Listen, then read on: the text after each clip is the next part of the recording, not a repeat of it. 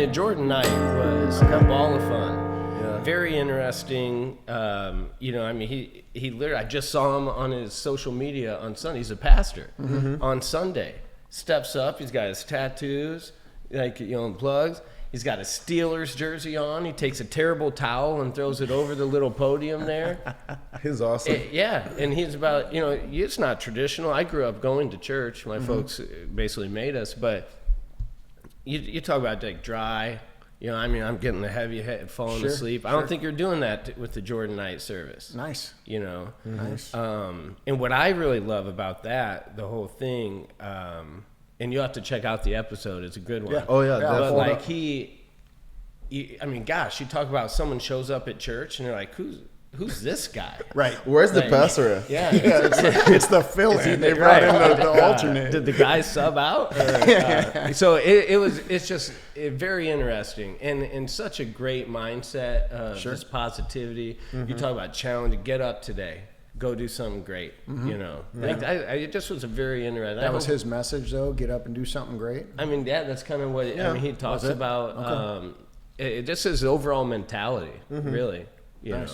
But yeah, it was good. He was an interesting dude. It's a great episode. I think it was the first one, right? It was. Yeah. Same answer? Yeah, same answer. Okay. He's awesome. But like I said, we've only had like 5 so far. So this one is going great too. This one will be a lot of views too. I'll tell you this: that guy's got an advantage on me because I'm more of like an incremental guy. All right, I'm the take the little bites out of you until I'm finished. I'm not the do something great, swallow it in a whole. I'm like, be 1% better today. That's my thing. Right, for sure. No matter what, and essentially what it boils down to: be better than you were yesterday in some regard. How you treat people, how you conduct yourself, work you do at the office, quit with the bullshit. You know, if you know, our phones always tell us, oh, you've been on your phone by how much time this week or whatever. Yeah, reduce that by 1% every week. Try to, if your phone will report it, reduce by 1% per day. Sure. Quit dicking around on social media. Go out and make something good happen. For sure. You know, for yourself, if not for other people. But yeah, I appreciate those guys who do that kind of like be great.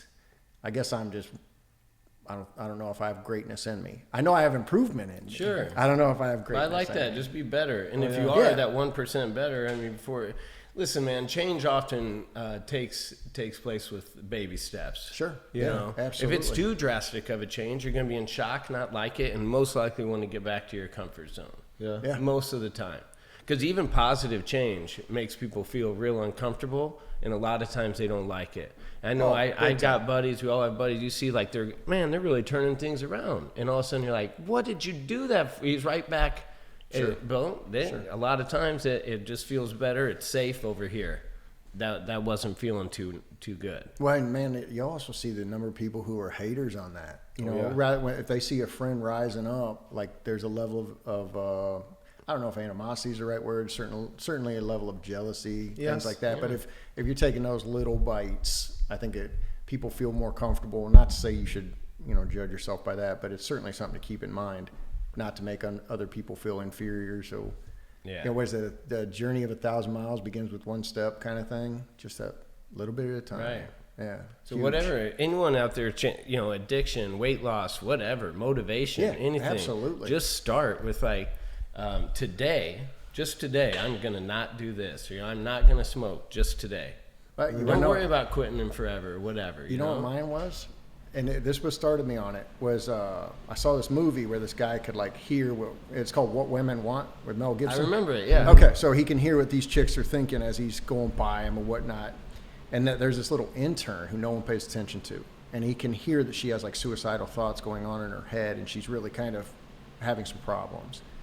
And she drops a bunch of stuff and everybody kind of walks by and she's in her head muttering things that are, not so hot for herself. And he leans down, he helps her pick it up. And the change that he made in her life, just with that little tiny thing, was enormous, right? I started right there. I would go through drive-thrus. People would say, welcome to Taco Bell. How are you doing? I'd be like, good. How are you today? You ought to hear people stumble over that question. Because no one asks. Taco Bell usually does good, that. Thank you. They go, how are you today? Yeah. And I'm the same. I go, I'm good. How are you? Yeah, you always ask in return. That's where I started. That's true. Yeah, and you hear people trip over that question because they're not used to anyone taking 2 seconds to ask them. Right. Or just, seeing somebody out, be like, hey, you doing okay? Are you all, you see somebody who's got despair on their face, just are you all right? Are you good? Mm-hmm. Takes 2 seconds out of our day. It can make a lifetime's worth of difference to somebody else. And that's honest to God where I started. I was like, I'm going to do that. Some of that too, I think, is a Midwest thing, and sure. I say that because I moved out to Arizona. I mean, in California, any big metropolitan area maybe, sure. But everyone is like, boom, boom, boom, tunnel vision, gotta go. And when I was in Arizona, you knew real quick someone in Michigan, Iowa, Indiana. Oh, yeah. I mean, you'd make eye contact and even just go hello or hold a door. Yeah. I mean, that stuff. And I'm not saying no one on the West Coast does that. But no, it's a generalization. Yeah. And it's a generalization because it's true. Right. I've been to those places too where you could be walking, you could be on fire on the middle of the street, and half of them are going to walk right by you. Be like, just don't burn me. They don't care. They talk about West Coast? Just wherever. Anywhere. New York, the same way. Generally, it's on the coast, and I don't know if it's so much a coast thing as much as it's there's a level of anonymity out there because the populations are so great. So no one takes time to get to know you, right? And in the Midwest, generally, we have less population, so you're going to see people more than once. Yes. Taking that. So I think maybe it's that, but yeah, I agree with you. They go to those big areas.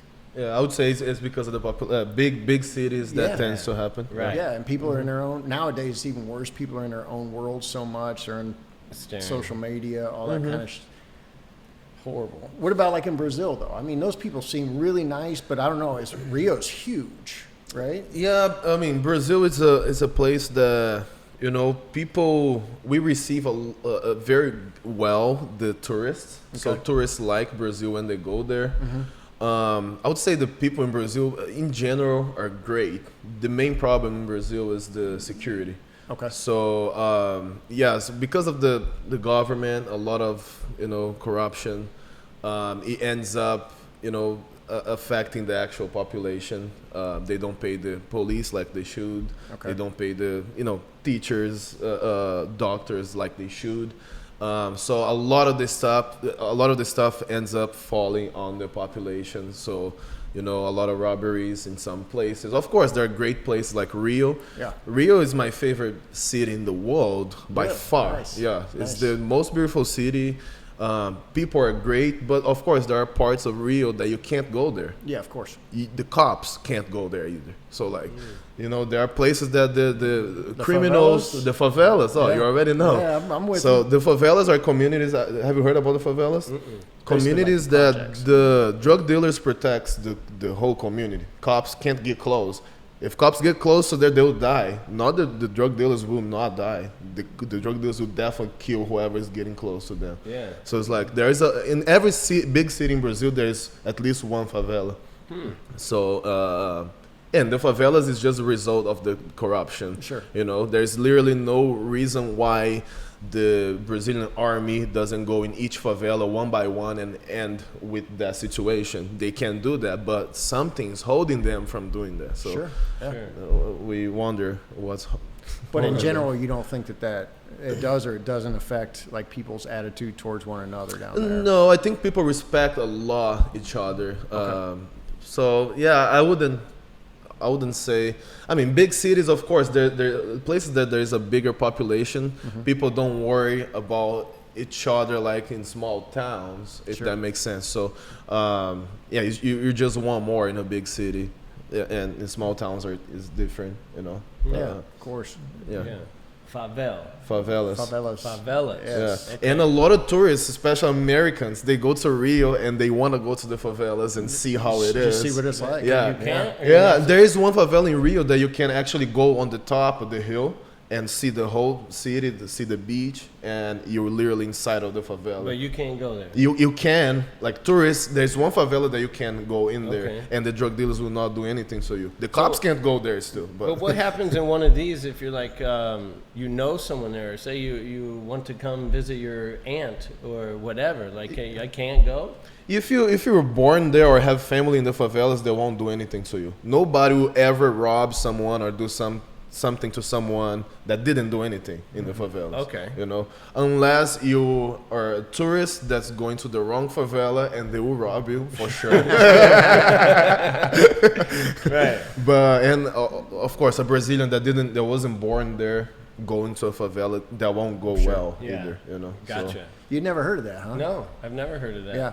I've always heard how welcoming Brazilian people are. Yeah, of course, like you said, like anywhere, doesn't matter where you're at. You can get into some hot water. Yes, no for doubt. sure. The favelas being that, but it's interesting, man. Steve would walk into one. They're like, "Get out of here! We're gonna punch you in the face." And he's like, "I like it." That's man." why I'm here. That's why I came here. Yeah. And it's just like Chicago. I like Chicago, but if you go to south side of Chicago, it's a completely different thing, right? So, but Chicago is one of the cities that I like the most as well. Man, I hate Chicago. I do too. You I can give me love a it. free house downtown. I'd probably. I would live downtown Chicago. Would you really? I love it. Yeah. I mean, I was born in a city a little bigger than Chicago. I was raised, so Sure. I'm used to big cities. Yeah. So, but yeah, I love If it. I got to drive around 20 minutes looking for a parking spot, this place is not for me. My I don't favorite like part it. about Chicago is leaving. Leaving. I Yes. say that all the time, Steve. I've never known we had that in common. Yeah. Why don't you like Chicago? Is the population? Is a lot of people? Yeah, Or pretty much. Okay. And to me, at least, the experience I've had with Chicago, and even I should say greater Chicago Metroland area, because it does include some of the offset suburbs,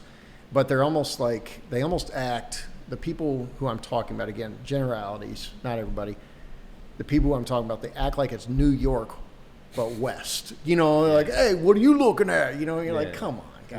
Right. Like, yeah, I'm that's, from Chicago. yeah, exactly. Yeah. And that's the thing that bugs me, because it's unnecessary. Like, this isn't New York, man. You're in the Midwest. Yeah. You know, Going come on on. top. I remember in That's college. me. But that's what it is. Yeah, right? It's yeah. people's attitudes. Right. And Really. this is, like I That's said, a fair. generalization. But I Of know course. in college, when usually I would meet someone in Champaign, and they just would give me like the negative vibe, Yeah. you know, and I'm like, and then they say they're from Chicago, but it's really one of these like suburbs that Sure. are, you're not even in Chicago. Yeah, You know, you're in exactly. Wheaton. Yeah. Like, You're but, from you know, Crystal Lake. Stop. Yeah, Just stop stop. it. Just stop it. You're not from Chicago, man. But anyways, to each their own. Chicago, it's a great place to visit. It's got some great food. It's cool.